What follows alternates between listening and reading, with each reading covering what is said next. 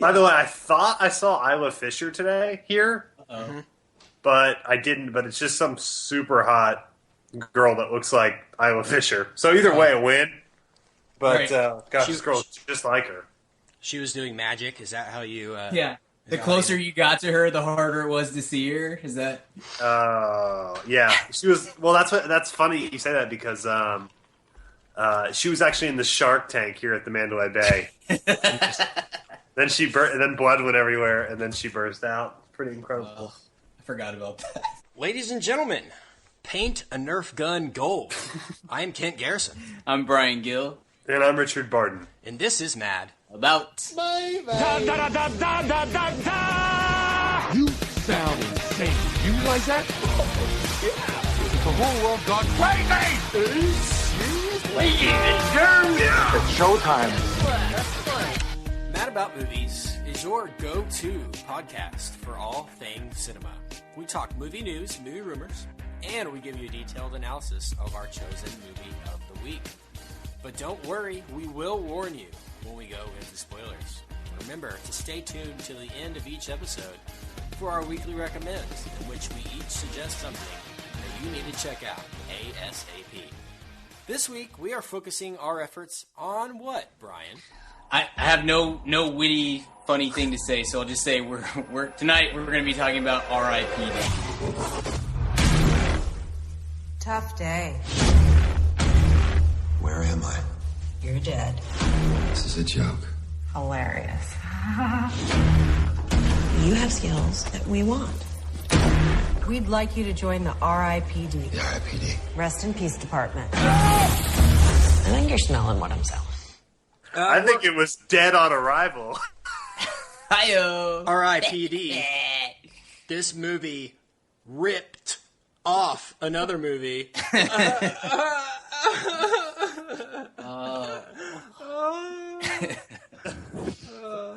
And that concludes our review for R.I.P.D. Until next time, we'll see you guys next week at the cinema. All right, R.I.P.D. We'll get into that, but there's a lot of stuff that's been going on. So we're going to talk Comic-Con news first, if nobody minds. Comic-Con was this past weekend in San Diego, California, the annual biggest Comic-Con, I think, in the world, if I'm not mistaken. Is it? I'm sure it is. Sure. I'm sure it's the biggest Comic-Con in the world.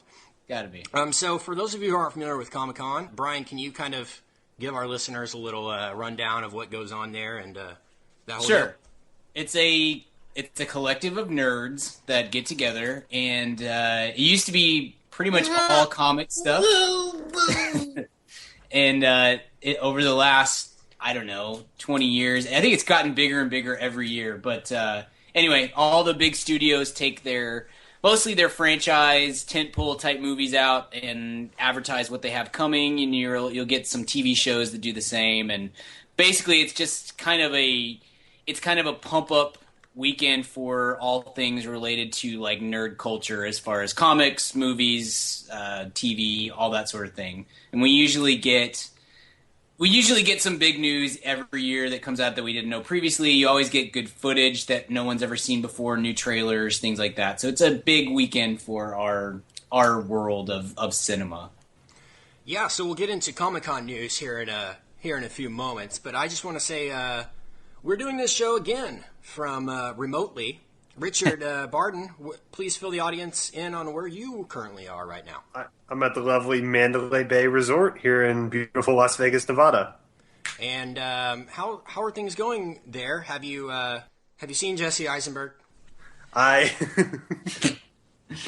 No, but Dave Franco's here and he's just running around weeping.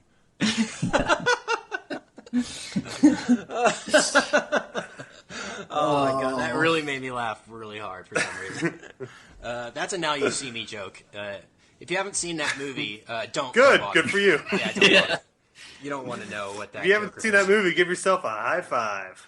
Yeah, there's our weekly Now You See Me disc, guys. I'm glad we got that out of the way. Actually, we've dissed them multiple times on the show today already. Other than just that, so let's get into it. Brian, you're in Texas. How's the weather out there in Texas? How are things going? It's blazing hot, Kent. Blazing hot. So just a typical Texas July. If you live here, you just gotta get used to it, right? So. Exactly. Yeah. You'll be happy to know, Brian. Yeah. I wore a jacket the most of the day today. Yeah. What's the weather like in Oxnard? For our listeners, Kent is he's out in Oxnard for Cowboys training camp because he's very important and has a lot going on in his life. No, I am. Yeah, I'm out here for Dallas Cowboys training camp. Come out if you're in the area over the next month. Free. It's open to the public every day. Open practice. Come on out and get autographs and do that thing. But from you, right? Not from Cowboys players. Yeah, exactly. I'll be on the sidelines. No, but I'm out here producing some podcasts for DallasCowboys.com. So stay tuned to those throughout the next month, and maybe you'll hear me on there. Who knows? So yeah, check those out. And go Cowboys, right? America's team, baby. So let's get into this stuff, guys. Movie news, movie rumors, movie rumblings. I think only movie news, movie rumors, and rumblings we're going to talk about on this episode is Comic-Con stuff. Unless, Brian, Richard, you guys have anything else you would like to mention before we get into Comic-Con news? Is there anything not related to Comic-Con you want to talk about?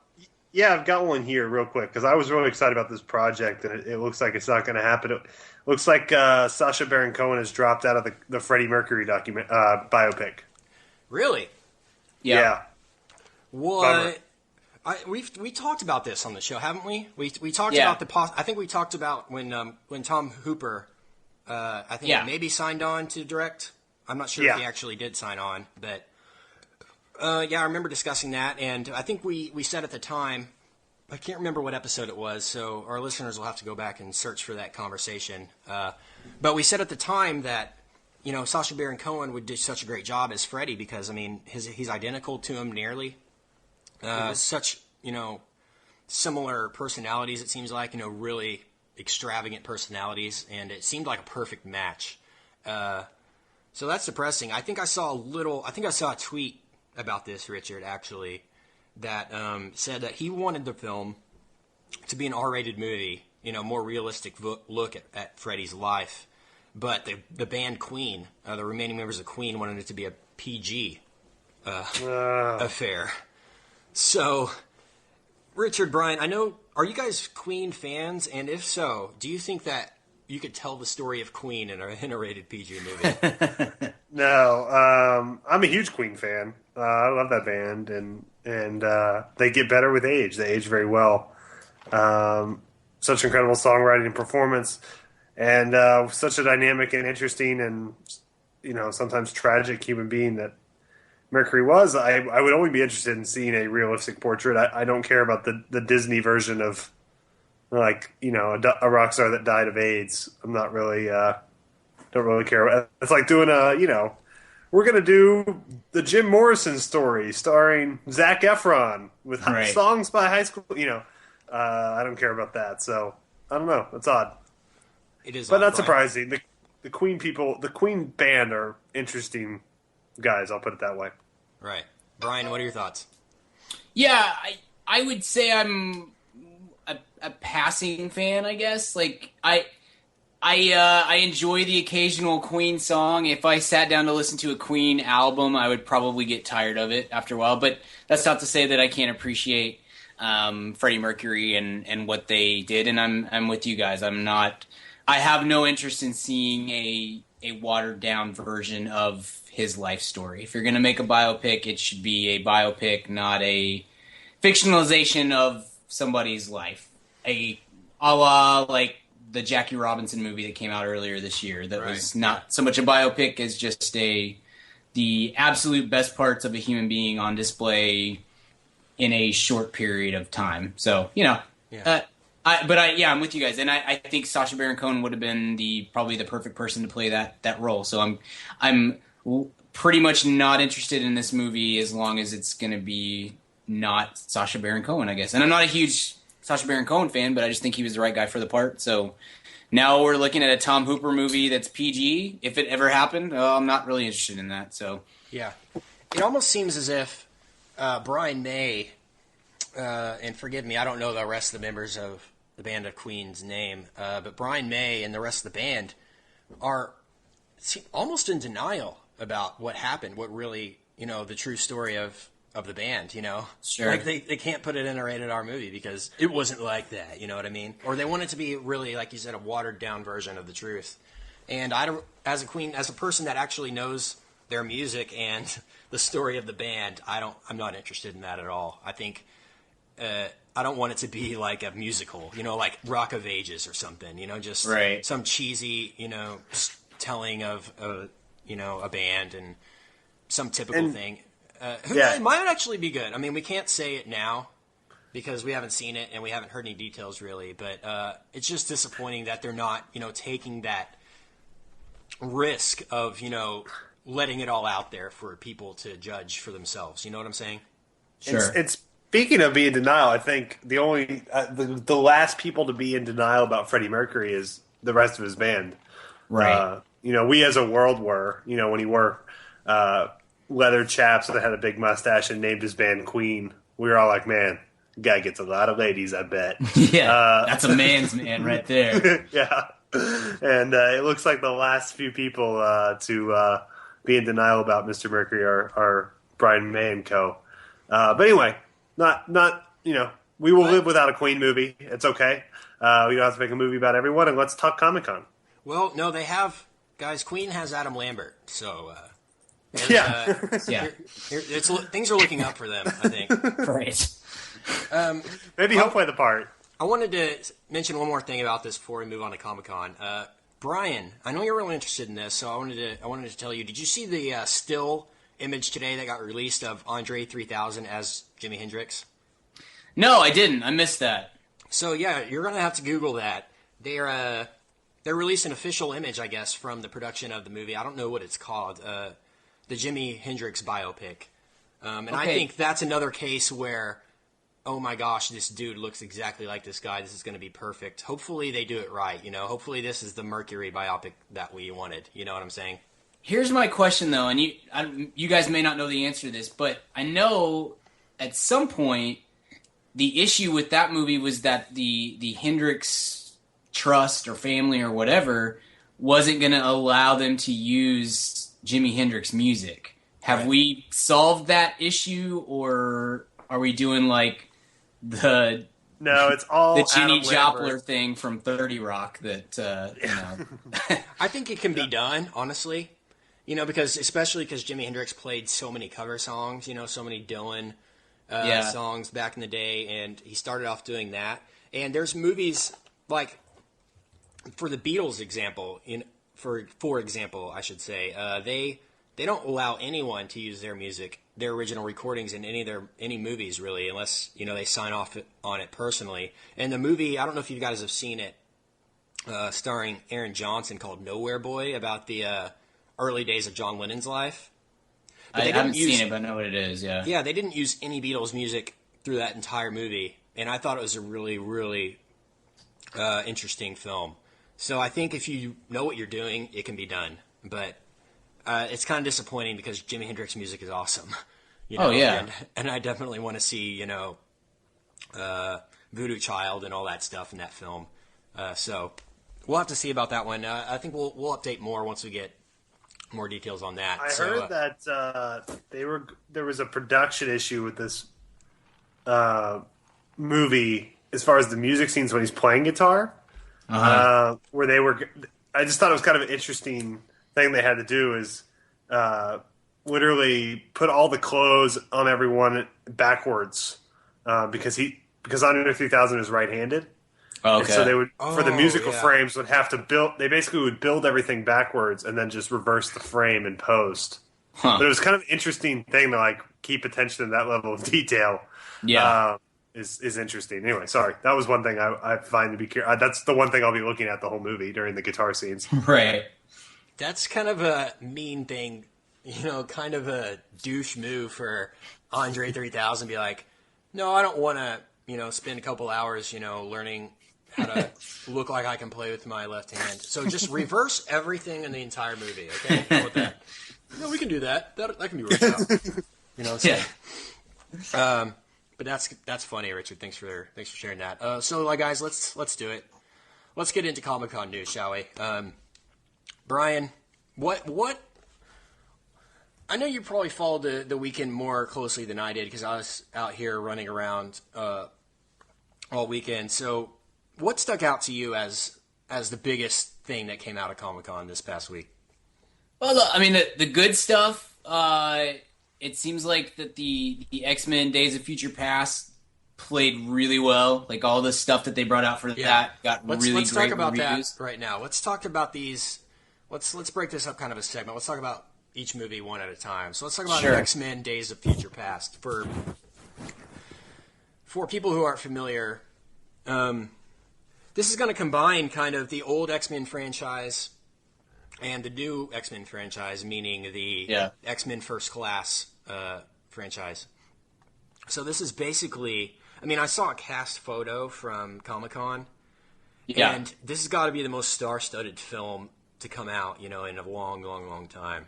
Yeah, I mean, totally. every person that was in X-Men First Class is an absolute star now. Like Michael Fassbender, Jennifer Lawrence, especially. Yeah. And to add them to Hugh Jackman, Patrick Stewart, Halle Berry, the old X-Men cast, and not to mention Peter Dinklage, who's been added. And you combine that with James McAvoy is still going to be in it, and man, this is going to be a really, really interesting movie. So what do you know, Richard or Brian? Is McKellen involved? Is Ian McKellen still in? Yeah, Ian McKellen is. Actually, Ellen Page is in it too, Kitty Pryde. Pretty much everyone who's been in any X-Men movie is in this movie, from what I can tell. Kelsey Grammer? Please tell me Kelsey Grammer. I don't think so. I really don't. I did not. I don't think Kelsey Grammer as Blue Beast really went over well with X-Men fans. Even though I thought he was awesome when in X-Men The Last Stand, no spoiler alert coming up here, but when at the very end when he just jumps like 50 feet in the air, it's just Kelsey Grammer flying through the air like growling. Yeah. You know what I'm saying? You remember that scene? Such a weird thing for him to do. Like, I wonder if he looks back in that and just... I mean, I'm sure you got paid, and you get to be a part of a franchise, and that's great and everything, but that is just such a sore thumb against the rest of his resume. It's such a weird thing for him to have done, but... Yeah, I heard, from what it is funny. It is random. What's random is that they cast him in that. You know who would be great for this role? Kelsey Grammer. Yeah. He's coming off Frasier. I mean, he's never been hotter. Yeah. I was just watching Down Periscope the other night, and I was like, this guy's incredible. Right. First Down Periscope reference on this podcast, but certainly not last. Great. We'll do our Down Periscope review eventually, I'm sure. Let's what do you know about the plot of the film, Brian? Do you know anything? Did you watch the panel? I mean, I know I haven't gotten a chance, but I bookmark a bunch of these panels on YouTube because, I mean, a lot of the studios upload them after. I haven't gotten to watch any of them. But what do you know about the plot of the movie and all that? I've done the same thing. I've bookmarked a ton of stuff and haven't had a chance to go back and watch all of it. But I think it's set in kind of a darker, possibly alternative reality, or just, I don't know, a darker timeline, whatever, where humans have begun. The backlash against mutants has gotten so bad that regular humans have started like hunting and killing mutants, and there's some sort of space-time continuum change-up that allows both the older X-Men from the original from the original movies and the younger ones from the like First Class and so on to work together to put a stop to that or something. But so you're gonna have old Magneto and young Magneto sharing the screen, and same for Professor Xavier and so on and so forth. So it's a very, very interesting concept. It's a huge cast, like you mentioned, and like I said, I haven't watched. I'm with you, Ken. I haven't watched like the panel or any of that, but just from Twitter exploded when that panel was done. It just went nuts and played very well with the audience. So it looks super exciting. Yeah, from what I know, and I don't know for sure, but I think it's in the eyes of Wolverine. And he kind of goes in the past and in the future, so you're kind of following, it's kind of centered around Wolverine, which kind of surprises me. Because I felt like they had something great going with, Michael Fassbender and James McAvoy in the first film, kind of, making them the center of attention. So I really hope they don't go back to the old X-Men as the focus. Do you know what I'm saying? Sure. Like, I understand what they're doing here, and I'm going to love this movie. I know I'm going to like it. But I want them to move on, I want an X-Men First Class 2, a proper X-Men First Class 2. Do you know what I'm saying? Yeah, yeah. And this really doesn't feel like that is it. This is going to be it. It seems like a very strange way to go, because I'm with you. I'm really excited about this, and I think it's going to be really cool. And it's certainly an ambitious feat that they're taking on. But I don't know about you guys, but I really love X-Men First Class. I think it's great, and it's best night of my life. Seriously. Richard and I celebrated Mavs coming back to win Game 2 of the NBA Finals that night, and just hugged for like 30 minutes in front of everybody in the theater. But no, I really, really like that movie, and I'm with you, Kent. It seems kind of strange to go from the success of that and then really go in a different direction rather than build upon the foundation that they already have. I'm pumped for it. I want to see it. I think it's really an interesting idea. I'm kind of surprised, honestly, that they're doing that in the wake of First Class that played so well. I mean, if they'd done this after like Wolverine, the origin movie, then that would have made some sense, because that would have been two kind of bad X-Men movies in a row. But coming off of First Class, it seems a little bit strange. What the original plan was, and I'm sure we'll talk about this next week when we discuss Wolverine, the new Wolverine movie. But the original plan was, I believe, with X-Men Origins Wolverine, was to do, and they had already written it and everything, was to do X-Men Origins Magneto. Yeah. And that movie ended up becoming X-Men First Class because I think they kind of worked some of the plot lines into X-Men First Class. So I really want more origin story, you know what I'm saying, about Professor X and Magneto. I mean, I loved Michael Fassbender as Magneto. That was one of the most electrifying performances I've seen in quite some time in a comic book movie. You know what I'm saying? Yeah. Oh, yeah. Besides Reynolds and Green Lantern. Yeah, and Reynolds in R.I.P.D. We should mention that. He's got it going on, man. And Reynolds in Blade 3. Yeah. Yep. Blade Trinity, Richard. Come on, Sorry. man. Blade Trinity. But unfortunately, I mean, Matthew Vaughn directed X-Men First Class, and he was great. I mean, his work is really, really good. But unfortunately, he had to back out of this production. I'm not sure why. He remained on as an executive producer, but Bryan Singer has taken over as director of Days of Future Past, and I'm really nervous about this. Are you guys nervous about it?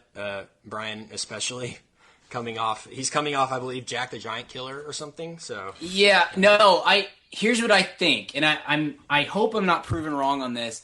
I think Bryan Singer, like, he needed to go off and get his butt kicked a couple of times, and he did. He did Superman Returns, which everyone hates, and he did Jack the Giant Slayer, which was terrible and lost a ton of money. And I think that he's a very talented director. The first two X-Men movies are some of the best superhero movies ever, in my opinion. And, lest we forget Usual Suspects.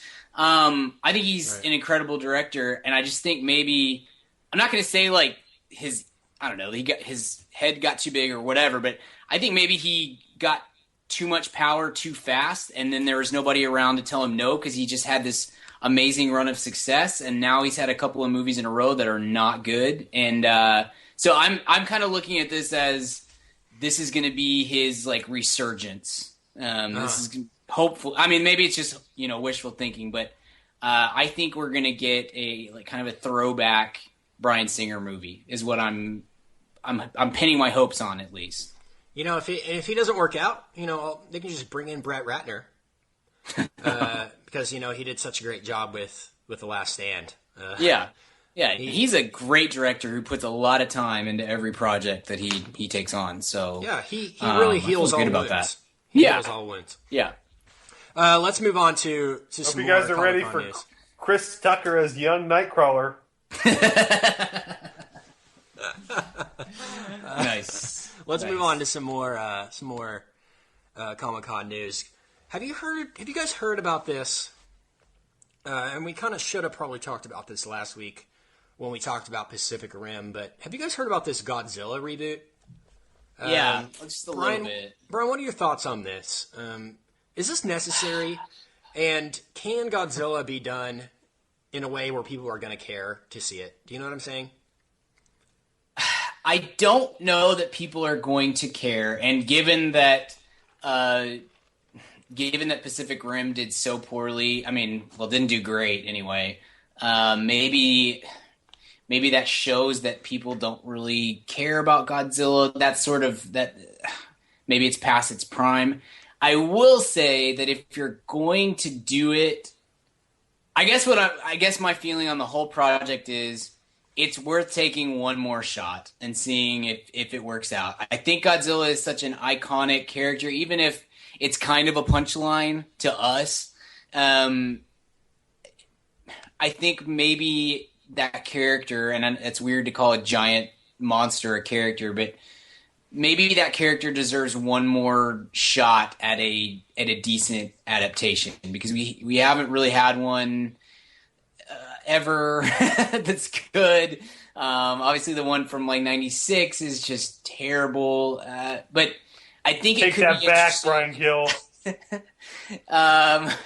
Everything about that movie is awful. The soundtrack has P. Diddy covering Led Zeppelin with Jimmy Cashmere. Page. Yeah.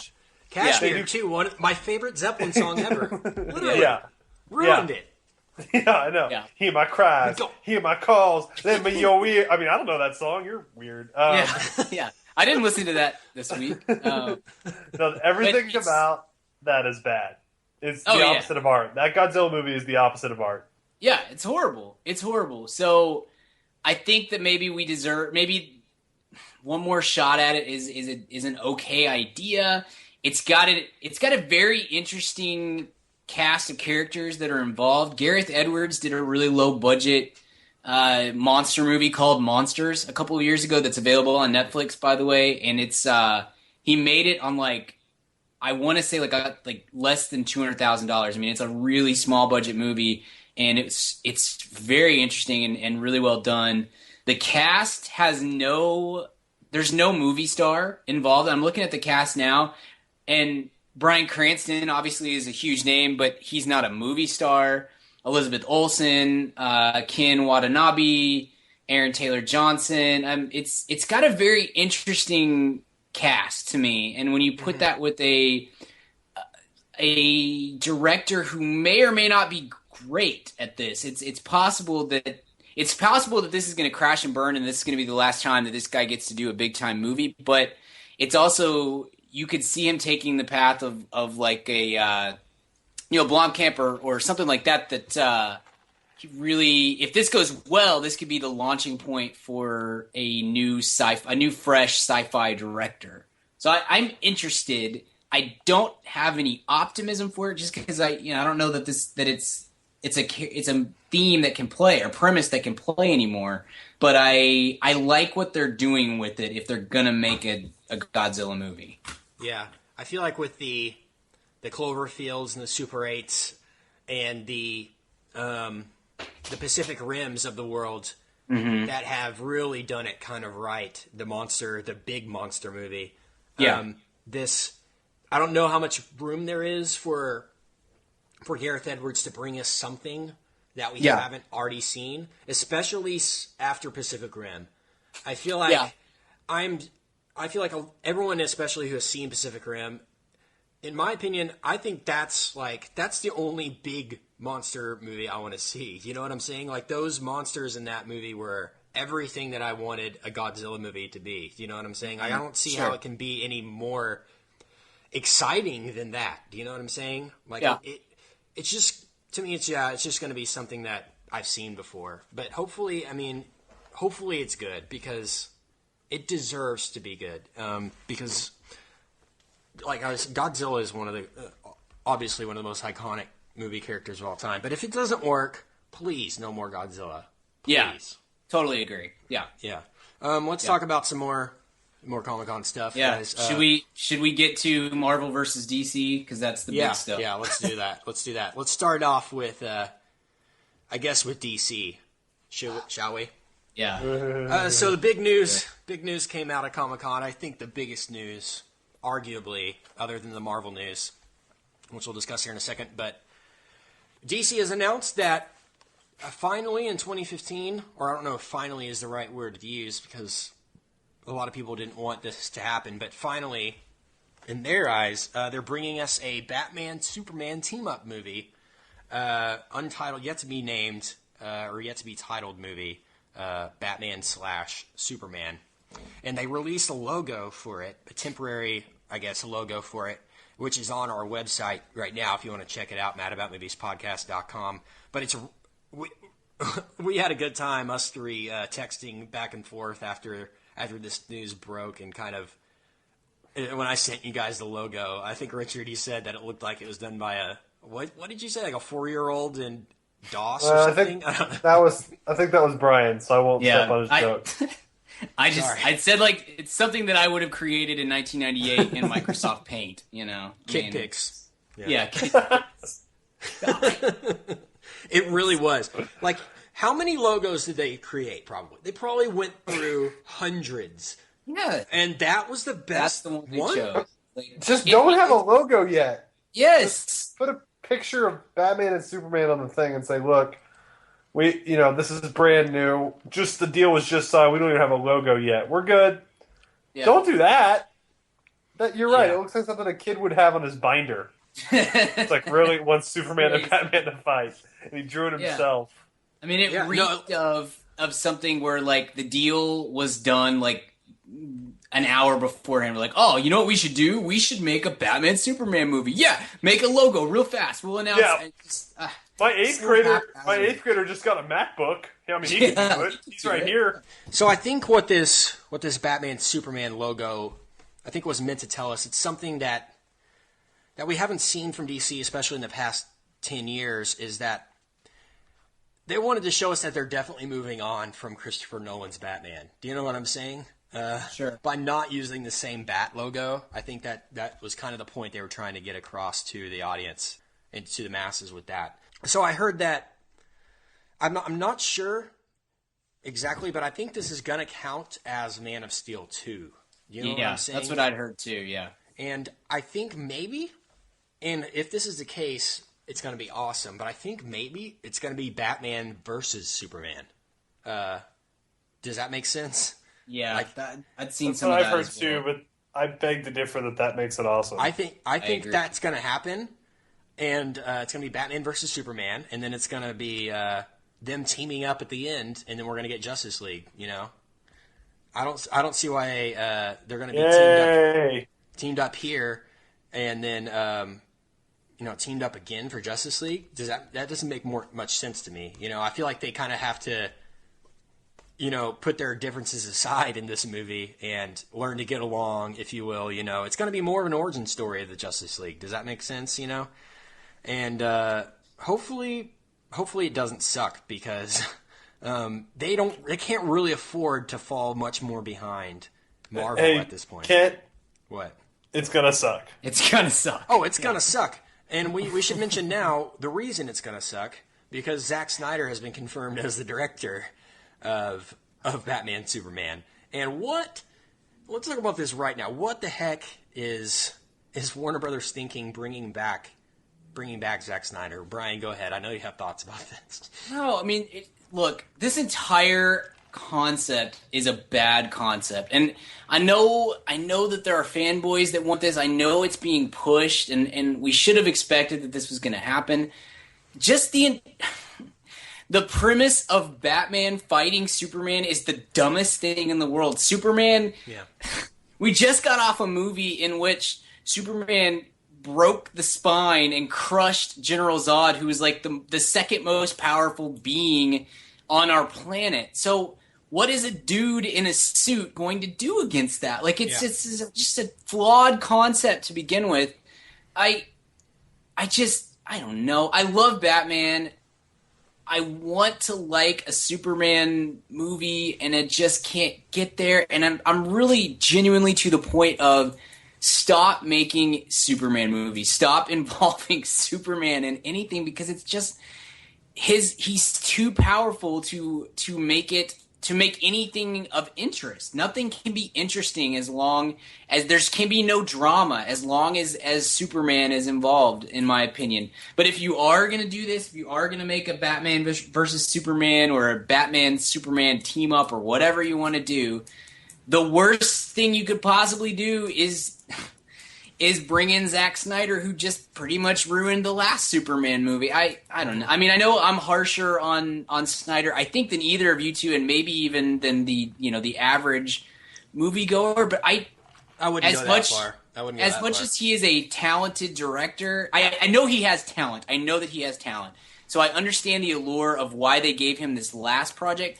But it was not well received critically. Fanboys did not rally to it the way that they thought they would, and it was such an ugly movie. And you would think that would have been enough to say, even though this made money, but it wasn't that huge of a success, by the way. It's tanked miserably over the last few weeks. You would think that would have been enough to say, okay, we're done with this. We're going to go get somebody who actually knows how to direct a stinking movie. And so great, we got Batman, Superman, and that's just going to lead to 2016, The Flash, awesome, and 2017, Justice League, awesome. I'll see all these movies because that's what we do. We see movies, and we all enjoy blockbuster movies and stuff like that. I kind of expect all three of these movies are going to be horrible, and I have no faith in where DC/WB is taking this, taking their entities and their franchises, because it's just, if you keep bringing back Zack Snyder, after how bad Man of Steel was on his end of things, then what are we doing? Did they even watch the movie? I mean, I don't know. I'm not enthused about this at all. Yeah, to me, just more than anything, it just reeks of desperation on DC and Warner Brothers' part. I mean, Marvel has to be absolutely laughing. They have to be in stitches over there at what DC has been trying to do to catch up to Marvel's success cinematically. But the great thing about Marvel is that it was so, grounded in I don't know the word I'm looking for, but it wasn't contrived at all. I mean, they built it from the ground up. I mean, they started one film at a time, building these things and introducing characters one film at a time. And sure, it took 5 movies for them to give us Avengers. You know what I'm saying? Yeah. So if I don't even know, man. Like, let's move on. Let's talk about Avengers before I lose my mind over this Batman Superman thing. So Nolan is not involved on this? He has to be involved somehow. I'm not. It would be weird for him to produce a Batman that wasn't his Batman. I agree. But I feel like they need him to lead it in the right direction. I mean, I don't see why Warner Brothers would want Snyder to do this without at least Nolan's involvement. You know what I'm saying? Like, at least Man of Steel had Nolan's kind of oversight over it. Do you know what I'm saying? Yeah. Like, there's no telling how bad Man of Steel could have been if it was Snyder alone, you know? Oh, yeah. Well, I'll play the flip side of that, though. I think you're exactly right. No way Warner Brothers wants to do any of these movies without Nolan involved. At some point, Christopher Nolan needs to smell the stink of the room and get out. Because I think Chris Nolan is maybe I don't want to say, for me at least, he's the best director for big budget movies that we have. And if he's going to continually stick his name in whatever fashion to bad blockbuster movies, that's going to go away quickly. And I want him off making Interstellar or Inception or whatever, and not being remotely tied to this Batman Superman movie that I honestly expect to be legitimately, I mean, just horrible. So Arnold he's got is to get out. Arnold is reprising his Mr. Freeze role. What killed the dinosaurs, Richard? The Ice Age! Thank you. Yeah, I agree. I always have that chambered. Always. This movie is going to be absolutely horrible. Let's predict it right now. It's coming out in 2015. It's 2013 now. So when it's bad, you guys can say, man, I remember Mad About Movies talking about that 2 years ago, saying it was going to be bad. And they were right. Or when Christian Bale announces he's co-starring in it with no one writing the script, we'll look like idiots. Right. Yeah, seriously, Right. that would actually be awesome. I would be on board for that. But let's get into the Marvel news before we gotta talk a little R.I.P.D. for the people that saw it this past weekend. For the few people that saw it, all 7 of you. Yeah. So the biggest news, Brian, go ahead and spill the Marvel news. Yeah. Marvel officially announced the Avengers sequel will be titled Avengers: Age of Ultron, and it will involve a sapient mega robot guy with super artificial intelligence that in the comics was originally designed by Ant-Man. In the movie, it may end up being a creation of Tony Stark. There's some speculation on both sides of that. But anyway, this ultra-powerful robot named Ultron gets crazy and starts running amok, and the Avengers have to come and put a stop to it. So that's what we'll be getting. Opposite Batman versus Superman in 2015 is the Avengers 2, which will blow it out of the water, I'm sure. This is really exciting for me to talk about because, I mean, I think the Avengers episode is our longest episode so far of Mad About Movies. I think we are all three just so high on the Avengers. I mean, a year after it came out even. So this is going to be maybe my most anticipated movie of 2015, and I'll mention some more movies that are coming out that year here in a second. But how excited am I for this? Joss Whedon is extremely, extremely excited for this. I mean, he seems even more excited than he was for the original Avengers. He's super, super happy with where the script is going. These characters have developed, in such a natural way that it's really, really going to be interesting to see where they go in Avengers 2, or Age of Ultron, I should say. We should start calling it Age of Ultron at this point, I guess. But the most disappointing thing, kind of, in my eyes from this, is that Thanos is not going to be the villain for the Avengers 2, which was, for those of you who have seen Avengers and stayed post-credits, is what they teased at the end of that. So it's a little disappointing, but... Yeah, what's going on with that, though? Why would they tease it and then never follow back up with it? That's what I was just about to say. James Gunn confirmed at Comic-Con that Thanos is going to be the villain in Guardians of the Galaxy. Gotcha. Okay. So let's talk about who we think would be up for Ultron, maybe. Do you think it's Diesel? Gosh. That'd be awesome. Please. Yes. Please. I mean, Diesel has said in the next day or two, or maybe, a week or so, he's going to announce what he's doing in Marvel Cinematic Universe, because they've tapped him for a villain role in one of their upcoming movies. So it's either going to be Thanos or Ultron, I'm guessing. You know what I'm saying? And who else did they get? Benicio del Toro. So there you go. It's going to be those guys for either of those roles. That's my prediction. All right, I can dig that. I hope it's Diesel for Ultron, because I would love to see Diesel against, Tony Stark. You know what I'm saying? Like, how great would that be? That's awesome, man. Oh, how the fate has turned on Diesel in this last 5 years. So great. Such an outcast, and now it's just it's come full circle. We're back to just so funny everybody's family again. We all get to barbecue together. Man. Like, if you had told all the fanboys at Comic-Con, hey, Vin Diesel's the bad guy in the new Avengers 3 years ago, there would have been a riot. Yeah. And now everyone's like, yeah, I like that guy. Yeah. It's just so funny to me. Oh, I love it. Good choice. I love it. I really think Age of Ultron, and I watched an interview with Whedon talking about this. He really thinks this movie is gonna step up on every level from what we got in Avengers.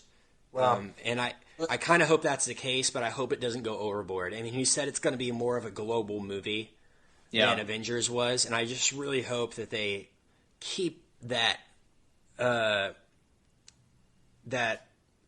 appeal that Avengers had. You know, it didn't seem overbearing, or it wasn't throwing up on you at the end. You know what I'm saying? It was it just felt so perfect in every aspect. So I hope they don't go overboard with the sequel. I mean, which that's usually the theme always of the happens. summer. The theme of the summer is these long, drawn out final acts that are just killing me. Yeah. Man of Steel, Iron Man 3, Pac Rim. pretty much. Yeah, Pac Rim, Fast 6. Yeah.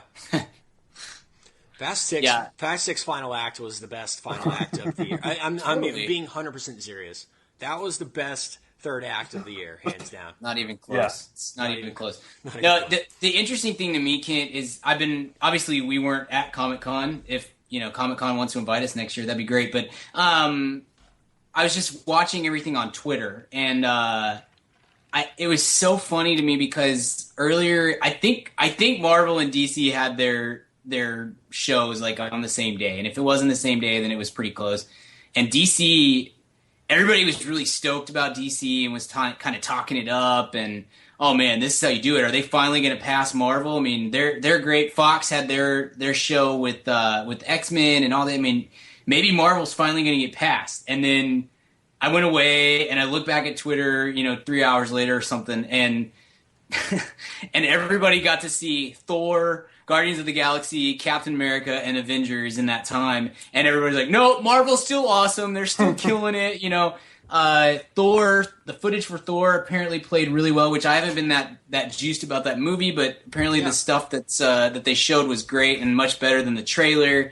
The Guardians Thor. of the Galaxy panel went really well. Showed clips from, they were only like a couple weeks into shooting Guardians of the Galaxy, and they already showed footage at Comic-Con, and they showed Rocket Raccoon footage already of the CGI, and apparently it went over awesome. Like, everyone is just so stoked about the Guardians, which is exciting.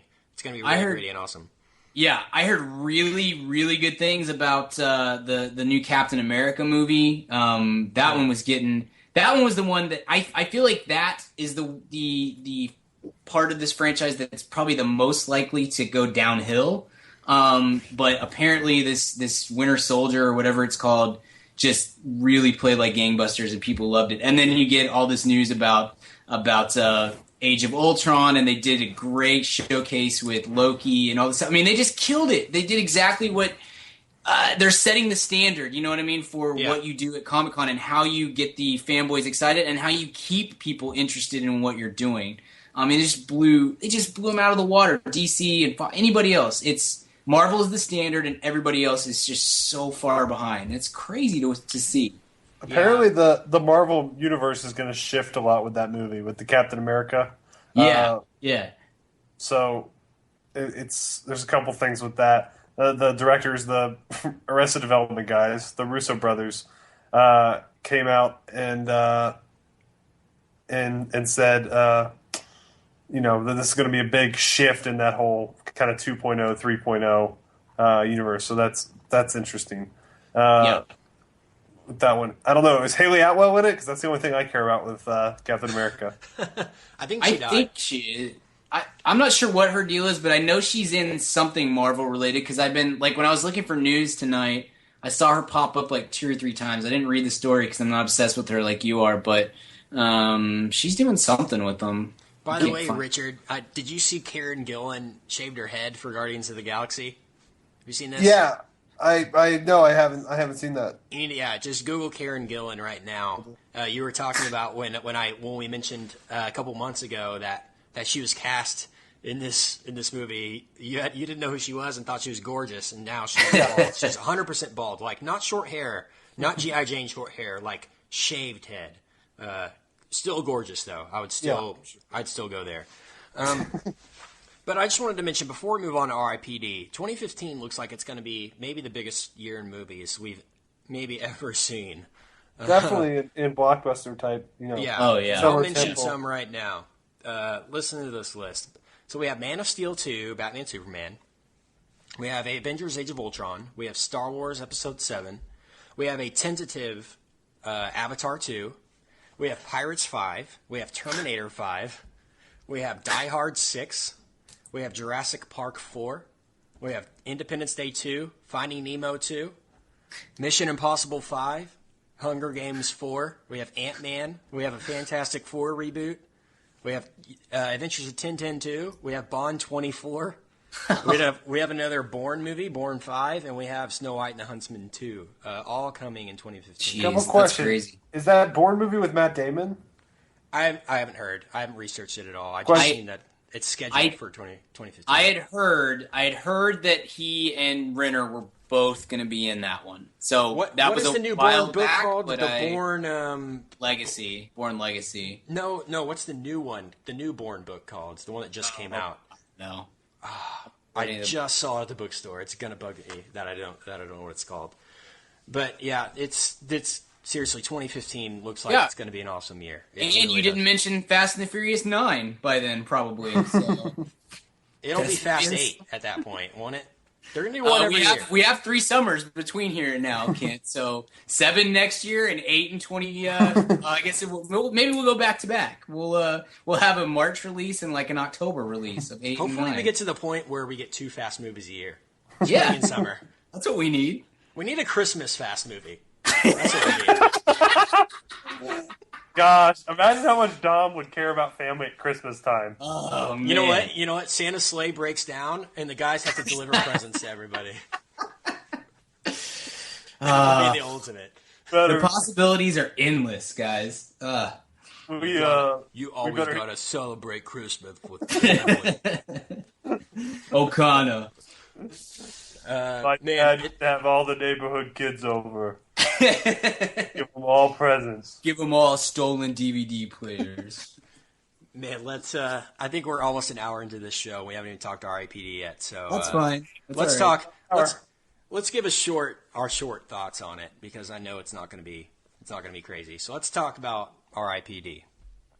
Come on. We are the greatest lawmen that ever lived and died. Now, some souls hide out among the living. Damn, I don't know what else to shoot you between. All right, Brian. I know you saw this movie. I saw this movie. Richard, did you see R.I.P.D.? I did. I tried to protest it. I sent you guys a message, but I ended up... I don't care about you guys. I care about the listener. And so I did it for the listener. But... Brian Gill. I want Brian to give his thoughts first, because Richard, I know it's going to be entertaining what you have to say. So I just want... get it out of the way. What did you think of R.I.P.D.? You actually liked it. You texted us and said you liked it, I think. No, I said beforehand that I had a Your feeling... exact quote was best movie of the year. Your exact quote. I did text you guys beforehand and just said, I kind of have a feeling that this is going to move... I'm going to be the one that just doesn't hate this movie. And I guess I'll sort of stand by that. The thing is, there's almost nothing you can say about it. It's not a good movie at all. It's such a throwaway, like, lazy, super sloppy movie. It's not good. It's not good. I don't want the listeners to hear me say that it's good. It's at best, it's a C. But I guess I didn't hate it. It was short, which I greatly appreciated. Yep.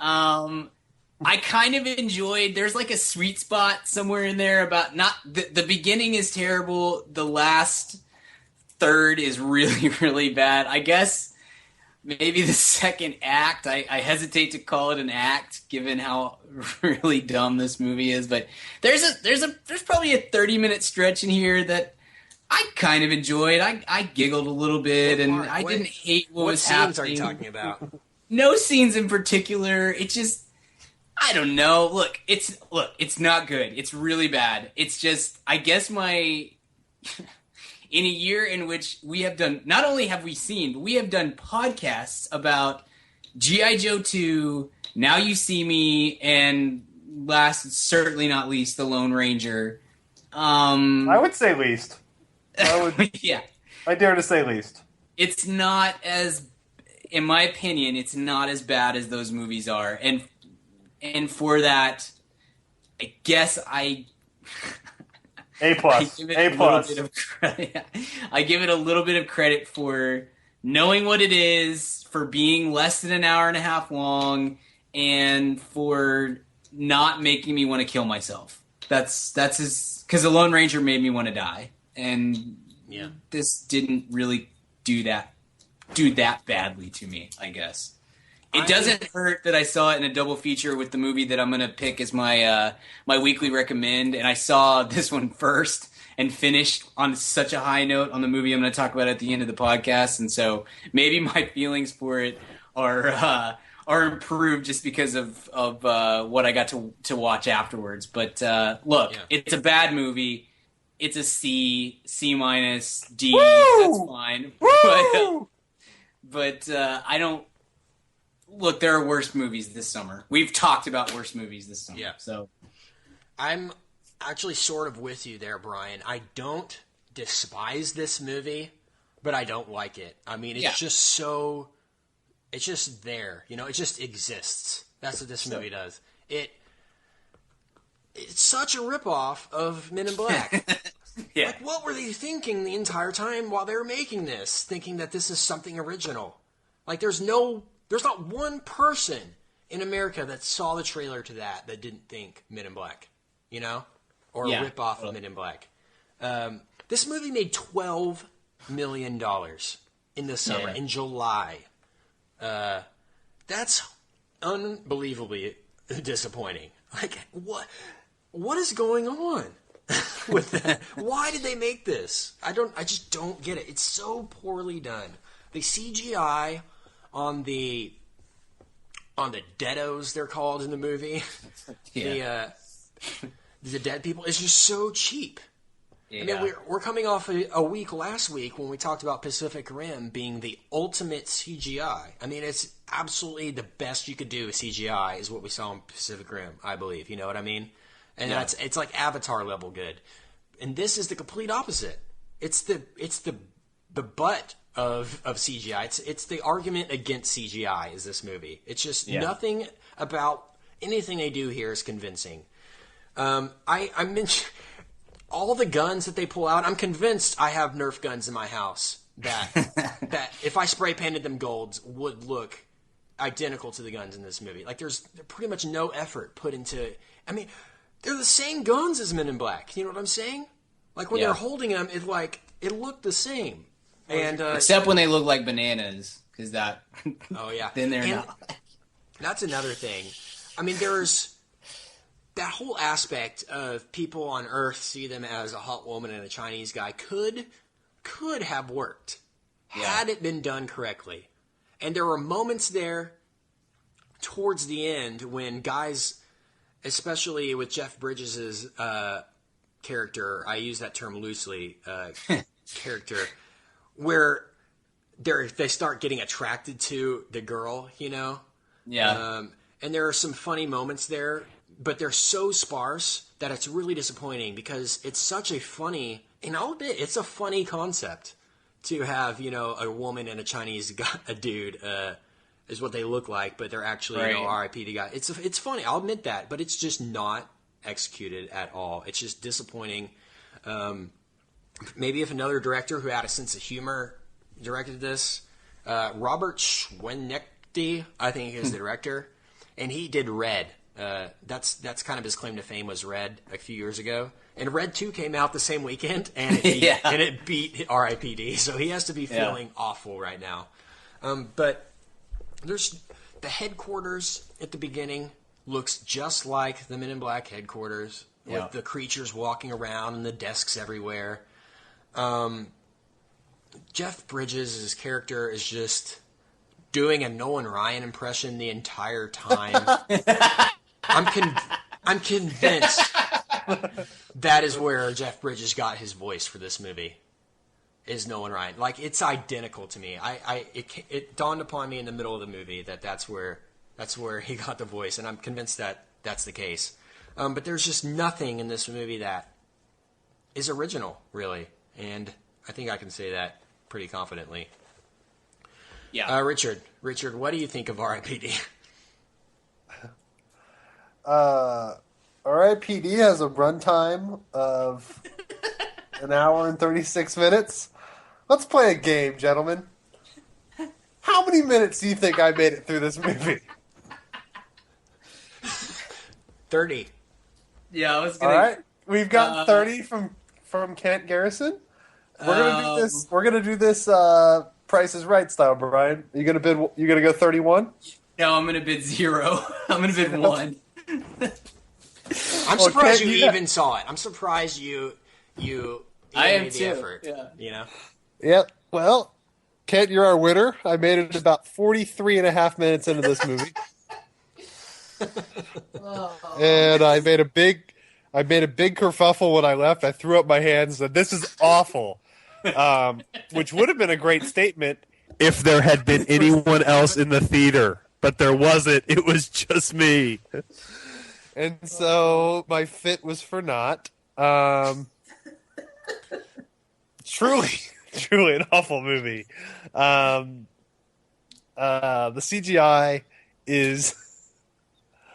I mean, I'm glad that guy still has work designing logos for DC. He's certainly didn't do anything on this. It's just terrible. Every summer has that movie, and they have a few things in common. The kind of putrid blockbuster bomb of the summer. They all rip off another movie that people are familiar with. They all have stars that are about 4 years past their peak of kind of hotness, and they all star Ryan Reynolds. And so it's kind of easy to see these movies coming. Yeah, right. And this was just abysmal. It was laughably bad. I will say I laughed hysterically the entire. I'm sure though they wanted to have me committed because I just cackled the whole time. I found it to be really, really funny. Not just from opening credits on. It's just an obnoxiously bad movie. Sarcasm possible? I really did. laughed? No, I laughed out loud the whole time. I mean, I just laughed at the movie. Like every line was so uncomfortable, and every time they unveiled a monster, they didn't unveil too many though. Before I left, I only saw a few of the monsters. Yeah, but I'm assuming the other ones were bad too. There's Marissa Miller, Asian guy conceit. Yeah, was good. Yeah, bad. Just bad. That's all I got. I can't say anything else. Ryan Reynolds, that's enough. There is a line in this movie that is uttered by Ryan Reynolds, and I pulled out my phone in the middle of the movie and wrote it down because it was so abysmal. And it's been almost a week since I've seen this movie, so Brian, you might have to fill me in on the part. I believe at the end there's some sort of device that they're trying to disable or something that's gonna, destroy Earth, of course, most typical plot line. And there's the line that Ryan Reynolds says is, "Why would somebody make something like that?" Yeah. In regards to the device, like that's the most cheesy line. Like, who wrote this movie and was like, what's he gonna say when he looks at the device? Why would somebody make something like that? It's just so it made me cringe. It literally made me cringe, and I disturbed the other guy in the theater by taking out my cell phone and with the bright light to write it down. Hey man, I'm trying to watch this. And I'm not kidding. There was probably 6 people in my showing, and not one peep was made the entire. Not one giggle. Not one noise. And when it was over, nobody even got up. They just sat there and they were like, "Why? Why did I do this to myself? Why did I do this to myself?" Just staring at the screen. Yeah, they were. They're like, "There's no rabbits. way this is over," and I just witnessed this and spent money. I couldn't believe it wasn't already playing on my plane this morning. Right. Well, I think that's honestly, it seems like this movie had been sitting on a shelf for 6 or 7 years. You know what I mean? Like somebody who's a huge fan of Men in Black, like in 2007 was like, man, they haven't made a Men in Black movie in 5 years. We should do something kind of similar to that. It'd be cool. What if we just make them dead instead of aliens? Oh, okay. Yeah, I'll start writing that. And then they wrote it, and then they made it, and then right as they finished making it, they found out that Men in Black 3 was coming out, and they're like, crap, we gotta shelve this thing. And then it just got thrown out there by the studio to try to recoup some of their money, which, by the way, production budget, $130 million. Oh my God. So that's money definitely well spent. You got Jeff Bridges off of Crazy Horse. I mean, everything about this movie, Crazy Heart, reeks of like 2009. Like, hey, Jeff Bridges is hot. Let's get him. Ryan Reynolds is hot. You know, they get Marissa Miller. She's not even like the hot pinup, right? Oh, I say pinup. I'm 105 years old. She's not even the hot Sports Illustrated model right now. There's been like 6 of them since her. Right. She was like the go-to pretty blonde girl, like when I was in college, and so like everything about this seems dated. Like everything is dated. Yeah. Have you guys seen this?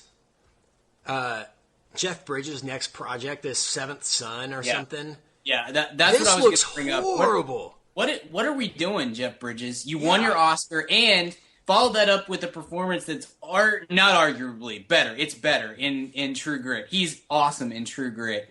And now we're going with R.I.P.D. and the Seventh Son. He made Tron Legacy between that and Tron Legacy, which I get him doing that, but that's not a good movie. But I understand why he did that movie, and that's fine. I get that, but. Geez, yeah, dude, they showed the preview for The Seventh Son in my showing, and I was just like, it looks horrible. It looks horrible. What are we doing here? And you see, coming January 2014, you just know it's going to be horrible, you know? Well, yeah, and it got bumped, too, because it was originally on the schedule for September or October, and it got bumped, so, you know. How can it be bad with the director of these, Yazuka's Daughter Never Cries, Mongol, Nomad, Shiza, Bear's Kiss, and The Quickie. I mean, anytime you can do a Sergei Bodrov movie, right? You gotta do it. You gotta do it. Yeah. Not one good movie has ever been released in January that I know of. Taken. That's the only one. Yeah. I didn't know it was in January. Yeah. But yeah, this is disappointing. But one good thing, guys. One good thing that we got at R.I.P.D. Mike O'Malley sighting. Oh, and I don't know if you guys caught this, and I don't know if you care about this movie the way I do, but the Deado the huge ginger Deado that ends up like blowing up and that gets them in trouble. You know what I mean? You know what I'm talking about? Yeah. That's, hey, Brian, I don't. Yeah, I figured. That's Buzz from Home Alone. Brother, yeah. Is it really? Yeah. I got a kick out of that because I love Home Alone. Richard, are you pitching what are you doing, or what is going on? Yeah. My microphone fell off the USB. I had to hook it back up. I apologize. But yes, I am pitching a tent, and you can take that however you want. It sounded like Richard just hung himself. Like he couldn't handle this conversation. He just killed himself in the middle of the podcast. He just carved Richard was here in the wall of his hotel room and hung himself like Brooks. There's a moment in R.I.P.D., Brian, and you'll know exactly what I'm talking about, where like it's the last scene of the movie, and Ryan Reynolds and Jeff Bridges and Mary Louise Parker, who I also like and don't know why she was involved in this, are standing there in the street, and then a big gust of wind comes, and there's a VHS tape on the ground, and it starts blowing in the wind. Yeah. What kind of a wind would blow a VHS tape across? That's called symbolism, because we're in the age of DVD now. Yeah. Oh, wait. I don't understand the logic used there. You know what I'm saying? Yeah, I think that was in the part where he goes, "Well, would somebody make something like that?" With the device that's going to suck up all the deados or something, or blow the deados onto Earth, or I don't know, just blow everything Yeah. Awesome. This movie blows everything. It's a really bad movie, and I don't want people to see it. But if you have to choose between this and The Lone Ranger, go see this. Like, that's what I take away from this movie. That's, it's a really bad movie. So, and it's all like, I didn't even write a review for it because I there was no way I could even come up with 300 words to write on this. It's just like I don't even know why this exists. I'm not going to waste my time trying to write about it. So yeah, it's bad. So grade C. Yeah, I'll go a solid C. I'll go C minus. Richard, grade for the first 30 minutes. D plus in the first 42 and a half minutes. 42 and a half. D plus. 2 C's and a D plus. Nice. It's not the worst movie we've seen this year, believe it or not. And it's crazy because I think Now You See Me was rated like 50% almost on Rotten Tomatoes, and R.I.P.D is like almost at 10. It's like 10% or less, maybe. Right. But I was truly insulted by Now You See Me. Oh, I agree. Every aspect of that movie offended me. Direction, acting, script. I wish you guys could have seen Brian. I wish you could have seen Ken's face when we walked out of that movie. Oh, glorious! It was one of my favorite moments of the year. I will say that. I'm glad we saw it together, man. I am. I can't wait to see it again together. It's gonna be awesome. Blu-ray. Blu-ray. Yeah, I got it pre-ordered, so don't worry. Let's move on and stop talking about this movie. Let's just go ahead and do weekly recommends.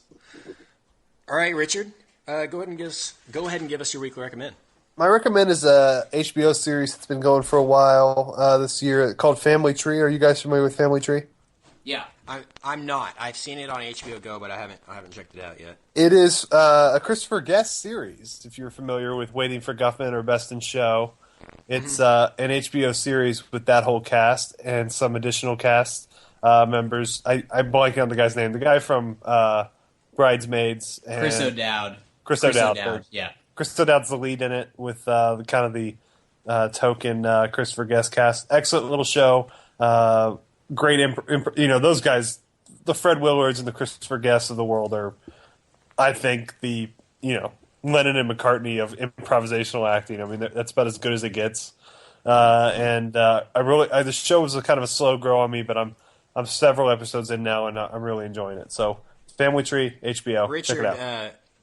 And Brian especially, have you guys seen the trailer to this Clear History with Larry David and John Hamm? Yeah. Yeah, totally. I have dibs on this for weekly recommends the week it comes out, because this is going to be maybe the movie of the year. I think it's going to be like Emmy, maybe Oscar, maybe Best Picture. Can they nominate a movie for Best Picture that wasn't in the theaters? I don't know if that's possible. I don't know. But everything about Clear History has piqued my interest. If you haven't seen the trailer, just Google Clear History HBO or Clear History Larry David. Every aspect of it looks awesome. Larry David in like a long wig and beard. It's going to be absolutely hilarious. I love all his work. So I'm stoked for that. It's coming out next month, I think. There's nothing better in the world than good Larry David material. Seriously. There's nothing better. There really isn't. I'm right there with you. Right there with you. Hopefully we get another season of Curb. I'm hoping. The last few have been so great. It's a weird show that has gotten better as it goes on. Yeah, it was always good, and then it kind of plateaued, and then something about when Leon got introduced into the fold, it just took off again. And it's not really because of Leon, but he just adds a different dynamic, and it's the best show. It's the best comedy on TV. Unfortunately, it's only on every 4 years, but it's so good. JB Smoove as Leon should win the Emmy every year. Is incredible. Yeah, exactly. I agree. And I think that the car Periscope episode last year was one of the best moments of TV of all time. Yes, and the Palestinian chicken. Yes. That whole season is fabulous. The smiley face, the bisexual. Was great with Rosie O'Donnell. Yeah. The Michael J. Fox. Balls, LD. Bats and balls, LD. Yeah. Gloves. No, it's gloves and bats. Yeah, gloves and bats. That's right. The best. Sorry, Brian. I know you're not a Curb guy. We'll get you there. You're not a Curb guy, Brian?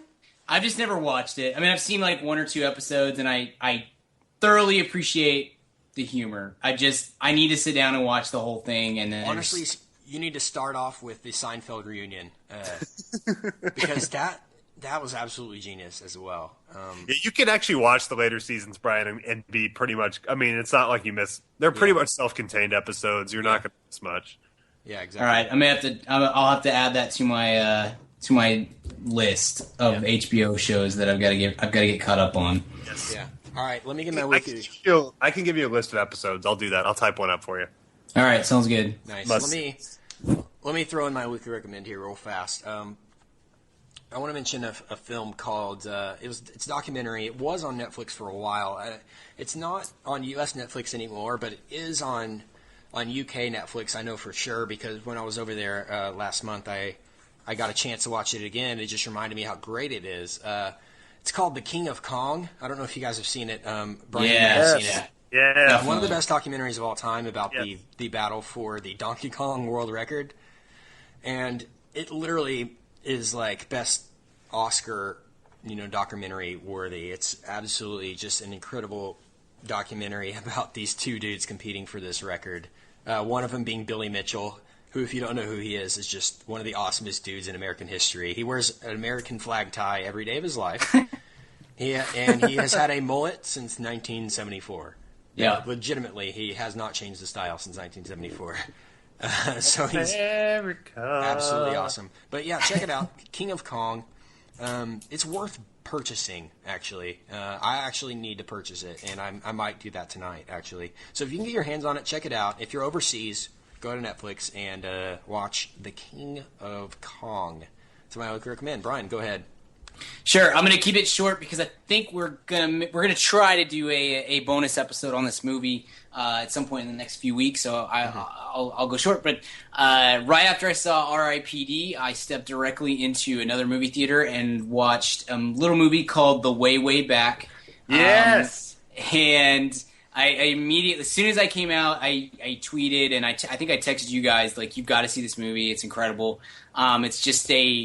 It's a fairly standard and even a little bit predictable coming of age movie. I'm a sucker for that type of film. The indie coming of age movie just really gets me for whatever reason. But I will say this: most of the time, I like the movie, that sort of movie. I don't love it. I come out just feeling like, yeah, it was fine. It was good. It was enjoyable. This movie it's the best movie of the summer, in my opinion. It's the best not movie. Even close. It's really not close. And the only movie that I've seen all year that even comes close to it is Mud. And Mud comes out on DVD in a couple of weeks, and I'm going to rewatch that. And as of right now, those are the only two movies that are in my discussion for best of the year. It's incredibly well acted. It's very well written. They hit, and I think Richard, you'll agree with me on this. They hit on a lot of different themes and subjects, and they hit them all perfectly over and over and over again.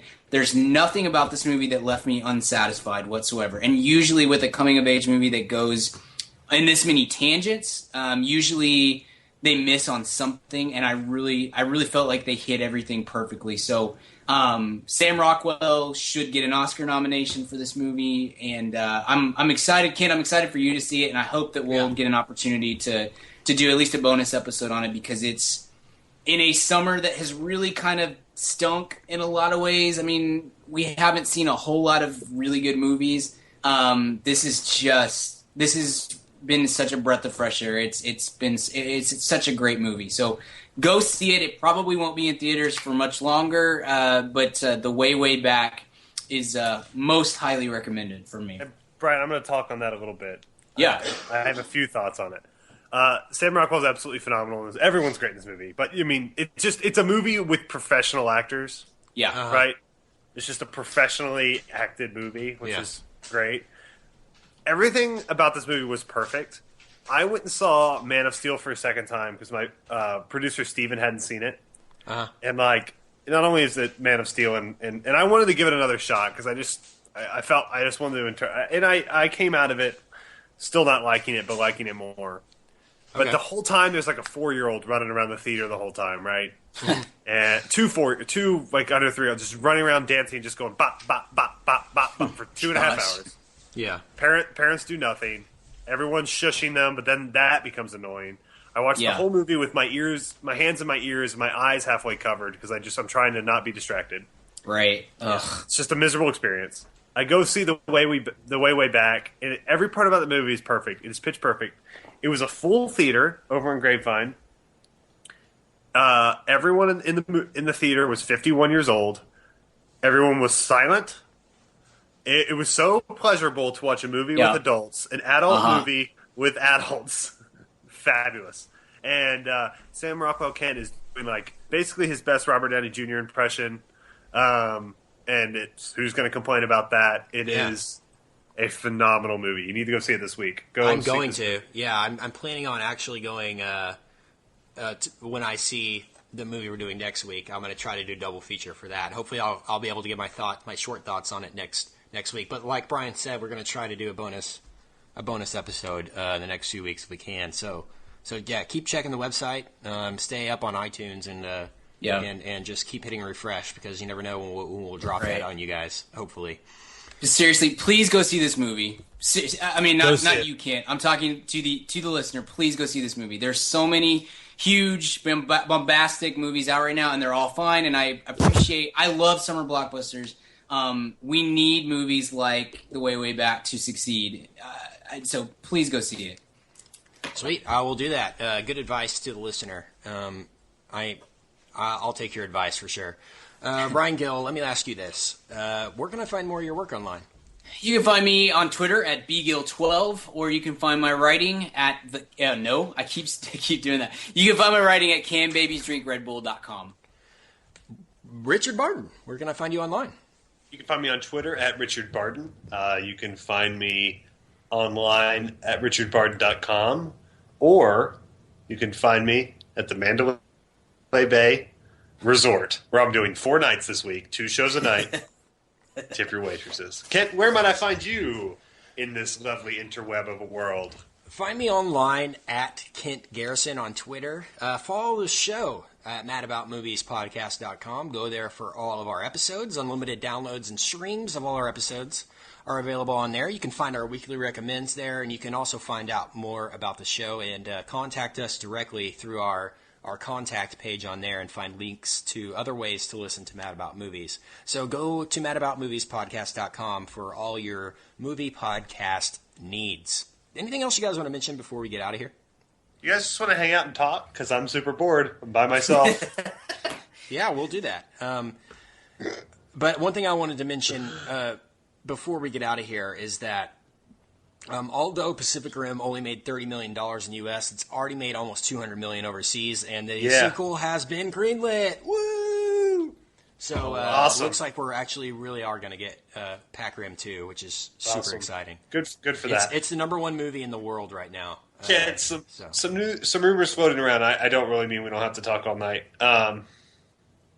But what do you think about this J.J. Abrams potentially dropping out of Star Wars? What?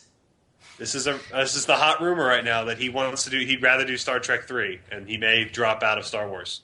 Wow. I'm not kidding. Maybe he read the script. You know this. I tweeted you guys the picture of the script for Star Wars 7 that went viral last week. Maybe he read the script and wants to drop out. You know, the report I read said, because Disney came out today and said, no, that's not, it's not happening. That rumor is false. Don't worry about it. The issue was, apparently he'd asked Disney to move the shoot from UK to LA so that he wouldn't have to be away from his family for that whole time. And Disney said, no, we're shooting in the UK. And can he not fly his family out to the UK? You would think so, but anyway, so somebody grabbed that and ran with it. But Disney has come out today and pretty stoutly said, no, he's not leaving the project, and don't worry about it at all. Yeah. So unless something else comes out, hopefully we won't be having to deal with that. So hopefully not. Well, on that note, until next time, we'll see you at the cinema. Goodbye.